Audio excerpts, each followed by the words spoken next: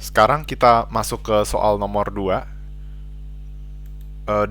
Soalnya berbunyi kurva PPF itu mengilustrasikan beberapa konsep ekonomi kecuali apa, dan jawabannya itu adalah population atau populasi. Nah, kenapa populasi tidak termasuk ke dalam konsep yang ada di kurva PPF, dan kenapa yang lain itu masuk? Nah, pertama dari scarcity sendiri. Kan kurva PPF itu menggambarkan bagaimana sumber daya yang ada itu dialokasikan ceritanya untuk kedua barang. Nah, dan kita bisa lihat kurva PPF itu mengindikasikan adanya trade-off. Jika kita ingin meningkatkan jumlah X, maka kita harus menurunkan Y, begitu pula sebaliknya. Dan disitulah terletaknya scarcity. Karena resource-nya terbatas, berarti kalau mau naikkan X, itu harus ngorbanin Y. Jadi ada konsep scarcity itu ada. Lalu konsep economic growth juga ada ya, ketika misalnya ekonomi kapasitasnya meningkat, maka kurva PPF akan bergeser ke kanan. Dan inefisiensi juga terdapat ketika titik pada kurva PPF itu berada di bawah kurva PPF. Ya, titik produksinya itu berada di bawah kurva PPF yang menandakan adanya inefisiensi. Baik itu resource digunakan seutuhnya tapi tidak secara optimal, atau resource yang digunakan belum seutuhnya. Itu yang disebut dengan inefisiensi. Lalu unemployment juga kita bisa melihat dari kurva yang dari titik yang berada di bawah kurva PPF, atau sama seperti inefisiensi. Nah, mengapa populasi tidak tercermin dalam kurva PPF? Karena kita bicara tentang total produk yang diproduksi, jadi nggak ada kaitannya dengan populasi seperti itu. Kalau bicara tentang populasi itu akan berkaitan pada sebuah konsep yang di ekonomi itu misalnya per kapita ya, misalnya PDB per kapita dan lain sebagainya. Itu baru konsep populasi itu ada di dalam unsur tersebut. Tapi PPF enggak, karena dia bicara terhadap produksi barang saja.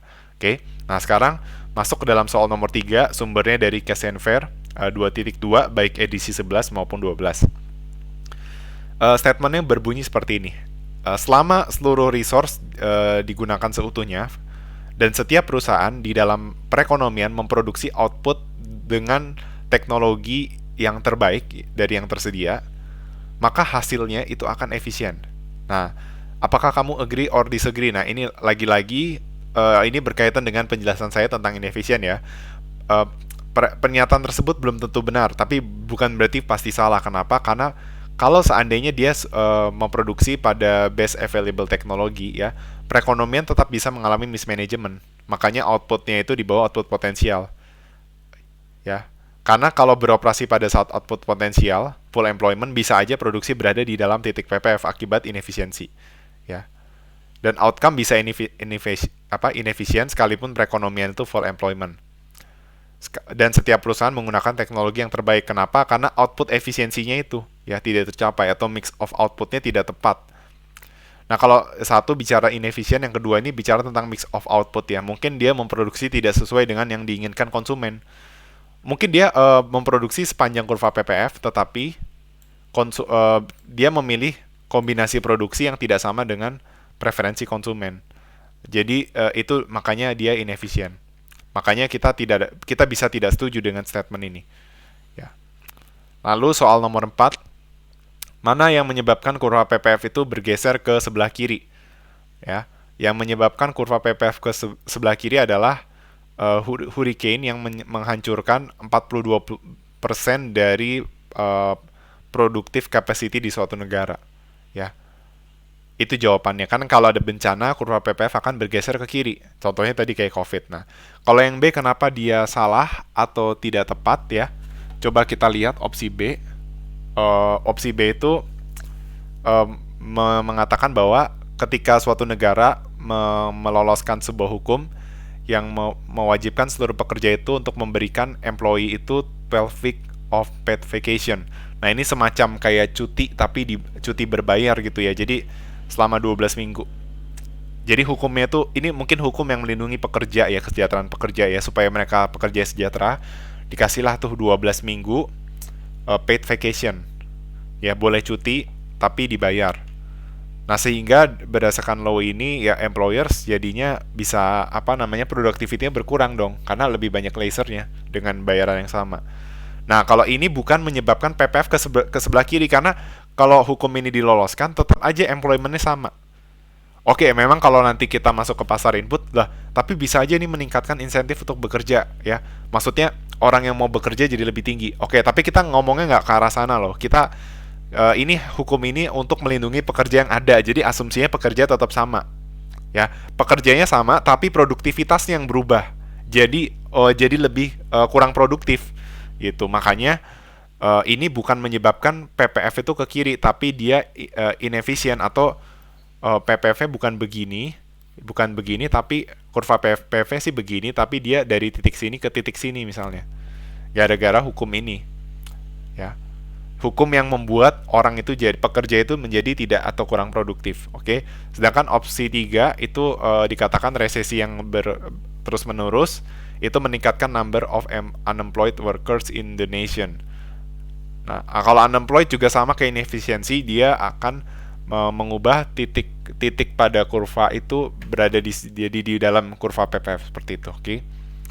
Nah, jadi itu soal berkaitan dengan PPF. Nah, sekarang kita masuk ke dalam penerapan keunggulan komparatif. Nah, tadi kita sempat menyinggung tentang comparative advantage dan apa yang membuat comparative advantage ini mendorong terjadinya spesialisasi. Oke. Nah, poin pertama kita akan bahas tentang keunggulan komparatif dan perdagangan. Nah, keuntungan yang diperoleh dari spesialisasi dan perdagangan itu bukan berdasarkan keunggulan absolut. Ya, tadi kita sudah bahas ada dua keunggulan, absolut dan komparatif. Tetapi perdagangan itu bisa menguntungkan apabila suatu negara itu mendasarkan spesialisasinya bukan berdasarkan keunggulan absolut tapi keunggulan komparatif. Nah, jadi gara-gara adanya spesialisasi produksi, nanti ujung-ujungnya total produksi dalam perekonomian itu akan meningkat dan setiap orang akan melakukan spesialisasi. Nah, ini contohnya ada dua individu, Frank dan Ruby. Nah, ketika mereka melakukan perdagangan, maka total produksi mereka itu sama-sama meningkat, produksi dan konsumsinya ya, secara total ya, dari 40 ke 44 dan dagingnya 16 ke 18. Oke. Nah, kenapa bisa seperti ini? Nah, ini ilustrasinya seperti ini. Kayak tadi kita udah masuk ilustrasi India dan China ya. Misalnya di India itu satu TV sama dengan 4 handphone. Ini ceritanya sesederhana ini ya. Ceritanya cuma ada dua komoditas, TV dan handphone. Di Cina satu TV 5 handphone. Nah, kan kita udah tahu bahwa TV memiliki keunggulan dalam di India ya. Jadi India punya keunggulan komparatif dalam memproduksi TV, sedangkan Cina akan mempunyai keunggulan untuk memproduksi handphone. Maka apa yang akan terjadi? Misalnya, berarti India akan spesialisasi di TV, Cina akan spesialisasi di handphone. Jadi bayangannya, nanti produksi TV di India itu akan meningkat. Produksi handphone di India itu akan menurun. Oke. Produksi TV di Cina itu akan menurun karena bukan keunggulannya, tapi handphone yang merupakan keunggulan komparatifnya itu akan ditingkatkan. Nah, itu berarti total produksi akan meningkat nantinya. Oke. Nah, ketika jadi kalau lihat total produksi itu keseluruhan ya, bukan cuma satu negara. Memang secara satu negara India turun handphone, tapi dia naik. Misalnya taruhlah India turun dari 4 ke 3, sedangkan China dari 5 ke 7. Nah, berarti kan handphone tadinya ada 9 ya. Totalnya 9 handphone. Nah, ketika ada perdagangan, itu naik total produksi jadi 10 handphone. Jadi lihatnya keseluruhan. Nah, begitu pula juga di India, misalnya TV naik jadi 3 TV. Sedangkan di China turun jadi 0,5 TV. Atau ini nggak usah 3 lah, misalnya 2. Nah, berarti kita bisa lihat mula-mula TV itu 2. Sekarang TV jadi 2,5. Nah, berarti total produksi meningkat. Nah, tapi kan ini dia meningkatkan produksi bukan untuk memenuhi kebutuhan dalam negeri, kebutuhannya udah tercapai nih. Tapi untuk ekspor. Nanti untuk dijual gitu, ya. 2 TV sama, atau misalnya Cina nggak melakukan ini, Cina cuma produksi 0,5 TV. Nah, berarti India bisa jual ke Cina misalnya 1 atau setengah TV ke Cina untuk memenuhi kebutuhan. Begitu pula juga di India. Ya, Cina udah produksi handphone lebih banyak, nanti akan jual ke India. Kayak gitu. Itulah kenapa spesialisasi akan meningkatkan total perdagangan. Oke. Jadi kalau mula-mula kan dulu kalau belum ada perdagangan, produksi itu sama dengan konsumsi. Sekarang produksi itu tidak sama dengan konsumsi kalau dia ada perdagangan. Kenapa? Karena yang diproduksi itu tidak semuanya dikonsumsi di dalam negeri, tapi ada yang dijual ke luar negeri. Tetapi intinya keduanya akan meningkat. baik produksi maupun konsumsi. Itulah sebabnya mengapa dan nantinya perdagangannya itu nanti berdasarkan opportunity cost seperti itu. Ya keuntungannya itu dari harga masing-masing pihak ya. Intinya adalah trade can akhirnya kita dapat kesimpulan bahwa trade can benefit everyone ya. Perdagangan itu bisa menguntungkan semua orang di society. Apabila karena itu membuat orang itu menjadi spesialisasi ya. Suatu negara jadi melakukan spesialisasi terhadap aktivitas tertentu atau perekonomian tertentu berdasarkan comparative advantage. Itulah sebabnya. Nah, ini sekarang kita masuk kaitkan dengan principle of economic. Nah, sebelumnya kita baru membahas 4 principle of economic di mana kita bicara tentang how people make decision. Nah, sekarang kita bicara tentang principle kelima, bukan how people make decision. Ya, principle kelima itu mengatakan bahwa trade can make everyone better off. Ya, dengan ada perdagangan akan ada better off ya di society. Oke. Nah, karena kita sudah menyinggung sedikit tentang perdagangan internasional, tapi perlu ditegaskan bahwa bukan berarti apa yang kalian pelajari sekarang itu sudah mencakup perdagangan internasional atau ekonomi internasional. Karena ini kita masih membahas pengantar ilmu ekonomi mikro. Jadi benar-benar ini hanya pengantar saja. Baru hal-hal dasar aja. Nanti di ekonomi internasional itu akan lebih kompleks dibahas. Kalau memang kalian akan mempelajarinya dengan benar. Tetapi kalian mesti tahu impor dan ekspor dalam hal ini, ya. Impor itu berarti barang yang diproduksi di luar negeri, ya. Itu dijual ke domestik dalam negeri. Contohnya India dan China. Ketika barang diproduksi di China dijual ke India, berarti India impor dari China. China ekspor ke India. Kalau ekspor kan kita produksi dalam negeri tapi kita jual ke luar negeri, itu ekspor, ya. Nah, sekarang bicara tentang harga perdagangan atau the price of trade, ya. Karena spesialisasi produksi di berbagai negara itu diperlukan agar perdagangan itu bisa menguntungkan. Lagi-lagi perdagangan hanya bisa menguntungkan kalau adanya spesialisasi dan spesialisasinya didasarkan atas comparative advantage. Nah, tapi tujuannya hanya bisa tercapai kalau harganya itu menguntungkan. Nah, harga yang menguntungkan itu menguntungkan kedua pihak itu apa? Harga yang merefleksikan biaya peluang atau opportunity cost. Nah, contohnya misalnya Indonesia sama India tuh sepakat bahwa harga 1 ons daging itu bakal setara dengan 3 ons kentang. Nah, ceritanya di Indonesia ini ceritanya ya. Opportunity cost di Indonesia tuh kalau produksi 1 ons daging sama dengan 2 ons kentang. Jadi, kalau seandainya Indonesia dengan lebar yang ada mau produksi 2 kentang, dia harus ngorbanin 1 ons daging. Tapi kalau dia produksi 1 ons daging, yang dikorbankan 2 ons kentang. Tapi kalau di India 1 ons daging dia harus mengorbankan 4 ons kentang. Berarti mana yang mengalami keunggulan komparatif dalam hal ini? Dalam hal ini yang mengalami keunggulan komparatif itu adalah Indonesia karena dalam hal memproduksi daging. Seperti itu. Oke. Berarti nanti Indonesia yang melakukan ekspor ke India, ekspor daging, tapi India impor daging dari Indonesia. Nah, harga 1 ons daging yang dijual Indonesia ke India itu ditetapkan 3 ons kentang kan. Nah, lagi-lagi ini bicara tentang nantinya mekanisme pasar. Nah, kita nggak akan bahas kenapa 3 ons, karena itu topik ekonomi internasional yang matematisnya. Tapi, intinya harganya itu harus berada di kisaran 2 ons sama 4 ons kentang. Jadi, harga yang ditetapkan itu harus harga yang berada di kisaran biaya peluang di Indonesia dengan biaya peluang di India. Jadi harganya itu harus di antara 2 ons kentang dan 4 ons kentang untuk harga jual 1 ons daging. Makanya dibilang terms of trade atau the price of the trade. Jadi berdasarkan berdasarkan barang. Oke. Lagi-lagi pembentukan harganya itu nggak harus sama persis 3 ons, tapi itu ada mekanisme pasar. Oke. Nah, kalau seandainya jadi seperti itu, ya.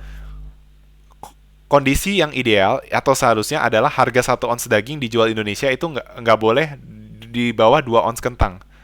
Kalau seandainya dijual kan gini, di Indonesia 1 ons daging itu jadi 1 daging sama dengan 2 kentang gitu ya. Di India 1 daging itu sama dengan 4 kentang. Oke. Kalau seandainya Indonesia jual ke India di bawah 2 ons kentang atau di bawah 2, Berarti Indonesia justru ngalami kerugian dengan melakukan perdagangan. India tetap diuntungkan karena lebih murah dari 4. Nah, jadi ini nggak beneficial. Kenapa alasan harganya harus di antara 2 sama 4? Kalau di bawah 2 itu nggak menguntungkan Indonesia. Indianya untung, udah pasti karena di bawah 4. Oke. Tapi kalau harganya di atas sama dengan 4, artinya apa? Kalau harganya sama 4 aja, berarti India nggak ada gunanya perdagangan sama Indonesia. Indonesia udah untung karena di atas 2. Tapi India nggak ada untungnya. Kenapa? Karena ya dia produksi sendiri juga 4 ons kentang. Ngapain dia beli ke Indonesia? Tapi kalau di atas 4, justru India rugi. Lebih baik dia produksi sendiri, itu jauh lebih murah. Oke. Nah, itu alasan kenapa harganya berada di kisaran 2 sampai 4. Nah, apa yang nantinya menyebabkan harganya cenderung ke 2 atau 4 itu lagi-lagi tergantung mekanisme pasar dan daya tarik. Dan memang ini teori comparative advantage yang dikaitkan dengan perdagangan. Meskipun pada prakteknya bisa saja suatu negara itu mungkin dia memproduksi barang itu comparative advantage-nya lebih tinggi atau comparative advantage-nya itu dimiliki negara lain, tapi dia berarti dia produksinya lebih mahal dari negara lain secara opportunity cost. Tapi bukan berarti suatu negara langsung akan impor.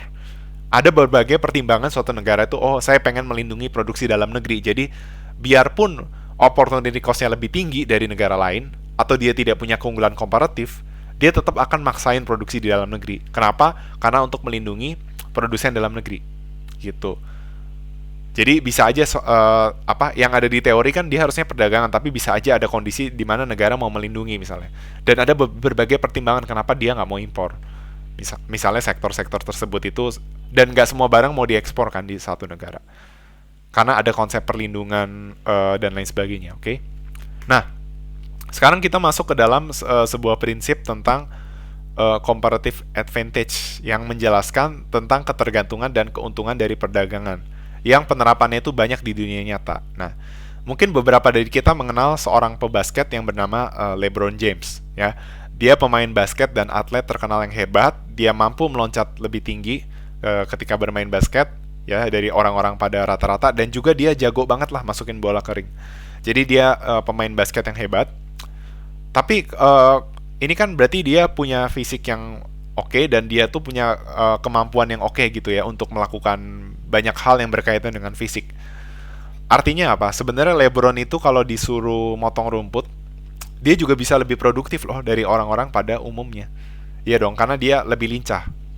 Makanya seandainya kita ngasumsiin ceritanya dia harus motong rumput di rumahnya, mungkin rumahnya begitu luas dan LeBron itu dengan fisik yang lincah, dia bisa menyelesaikan motong rumput itu 2 jam aja gitu. Sedangkan orang lain kalau disuruh kerja, misalnya taruhlah pekerjanya Brian, itu butuh waktu 4 jam. Ya, dalam hal ini LeBron unggul secara absolut dalam memotong rumput. Gitu. Tapi dalam waktu 2 jam juga LeBron itu bisa membintangi film dan mendapatkan bayaran sebesar $30.000. Sedangkan Brian, pekerja yang potong rumput, itu kalau dia nggak potong rumput, dia bisa kerja di McD selama 4 jam dan itu bisa dibayar $50. Nah, berarti kalau kita ditanya mana yang opportunity cost-nya lebih tinggi dalam memotong rumput, apakah si LeBron atau si Brian? Jawabannya Brian. Karena Brian cukup mengorbankan $50 untuk motong rumput, sedangkan LeBron itu mengorbankan $30.000. Tapi lagi-lagi kita tahu bahwa LeBron itu tidak selalu membintangin film kan. Seumur hidupnya dia nggak cuma bintangin film, ada saatnya dia istirahat dan lain sebagainya. Tapi kalau misalnya urgency nih, rumputnya harus dipotong, sedangkan dia harus membintangi film, ya dia akan lebih milih bintangin film dan kasih kerjaan itu ke orang lain. Kalau seandainya memotong rumput itu sesuatu hal yang urgency, ya. Tapi intinya ini yang mau dijelaskan tuh seperti ini ya. Kita tahu bahwa LeBron itu nggak harus bintangin film, tapi dia intinya bisa dapat opportunity macam-macam yang bayarannya gede gitu ya. Intinya itu adalah meskipun LeBron memiliki absolute advantage dalam memotong rumput, bukan berarti dia harus dan akan melakukannya. Karena yang harus dikorbankan itu sangat besar. Jadi seharusnya bijaknya itu LeBron seharusnya mempekerjakan Brian. Dan bijaknya kan Brian itu tahu, gua mah 4 jam itu mending kerja di McD bisa dibayar $50. Nah, berarti supaya Brian mau kerja motong rumput, apa yang harus dilakukan? Harus dibayar di atas $50. Tapi jangan sampai di atas 30.000, karena kalau di atas 30.000 dia rugi gitu. Karena dia dalam waktu 2 jam itu motong rumput, kalau kalau dia bintangin film dapatnya $30.000. Nah, tapi intinya bukan berarti akan dibayar sebesar 30.000 atau mendekati 30.000. Prakteknya mungkin si LeBron itu juga punya willingness untuk bayar Brian, mungkin cuma batasnya sampai $100. Kalau misalnya nggak mau, dia akan cari pekerja lain kayak gitu. Oke. Dan prakteknya juga, ini asumsinya si Brian itu nggak menganggap pekerjaan motong rumput itu sebagai disutilitas ya. Misalnya, oh gara-gara motong rumput kepanasan dia harus dibayar lebih tinggi. Ini asumsinya kan kayak gitu. Oke. Jadi seperti itu. Jadi kesimpulannya apa? Eh, Nantinya kita akan menemui ada banyak. Ini mungkin kita sekarang kaitkan dengan individu ya. Ada negara juga bisa ya. Ada negara yang dia tuh bisa produksi semuanya ya. Dia swasembada terhadap pangannya ya. Dia punya keunggulan absolut dalam memproduksi semua barang gitu. Tetapi bukan berarti dia harus memproduksi semua barang sendiri ya. Mungkin ada saatnya dia harus mandiri ketika tertutup dari negara lain, tapi dalam konteks sekarang ya globalisasi, dia harus uh, melakukan perdagangan supaya keduanya diuntungkan. Nah, sekarang kita bawa dalam konteks individu ya. Misalnya kita sebagai mahasiswa ya, mungkin kalian multi talented ya, punya banyak kemampuan ya. Seringkali banyak juga orang yang dia berkuliah itu sambil part time, tetapi apakah dan mungkin kita ya sebagai mahasiswa, mungkin kalau kita part time kita bisa lebih produktif dari orang lain ya. Misalnya kita taruhlah nyambi sebagai supir Grab atau apapun gitu ya. Mungkin dalam 2 jam kita bisa dapat uang lebih banyak daripada teman-teman yang lain. Tapi di satu sisi kita juga punya prestasi yang membanggakan. Kita bisa apa? Belajar dengan lebih cepat, dapat IPK lebih tinggi, berorganisasi dan ikut lomba dan sebagainya. Artinya kita punya keunggulan absolut dibandingkan teman kita. Ya, jadi keunggulan absolut itu bisa juga dikaitkan sama orang yang multi talented dengan orang yang biasa-biasa aja. Nah, bukan berarti kalau kamu misalnya multi talented di selama kuliah, bukan berarti semuanya harus kamu ambil selama kuliah gitu kan. Eh, Bisa jadi kamu tetap harus ngorbanin sesuatu gitu.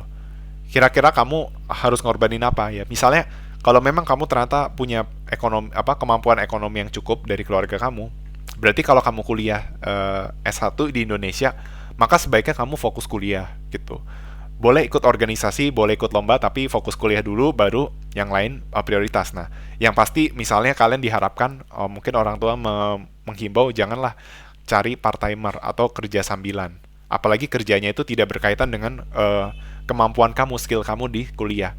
Bukan karena kamu tidak bisa atau tidak bisa menghasilkan lebih banyak dari teman-teman kamu sebagai part timer, tetapi yang kamu korbankan itu jauh lebih besar daripada orang lain. Nah, itu aplikasinya dalam kehidupan nyata ya. Kita tidak bisa melakukan semuanya sendiri. Sekalipun kita unggul, kita multi talented, kita tetap butuh bantuan orang. Karena kalau kita ngelakuin semua sendiri, ada momen-momen tertentu kita mengorbankan hal yang jauh lebih besar daripada orang lain. Ya, itu aplikasinya dalam kehidupan sehari-hari, oke? Berkaitan dengan keunggulan komparatif dan spesialisasi. Oke, jadi pastikan kita selama kuliah kita bisa melakukan spesialisasi ya. Dalam waktu yang terbatas, yang tersedia, kita melakukan hal-hal yang berguna dan pastikan kita meminimumkan yang namanya opportunity cost. Ya, sebisa mungkin kita mengorbankan sekecil-kecilnya. Oke, mencari kesempatan yang terbaik. Oke, sekian dari penjelasan saya. Terima kasih atas perhatiannya.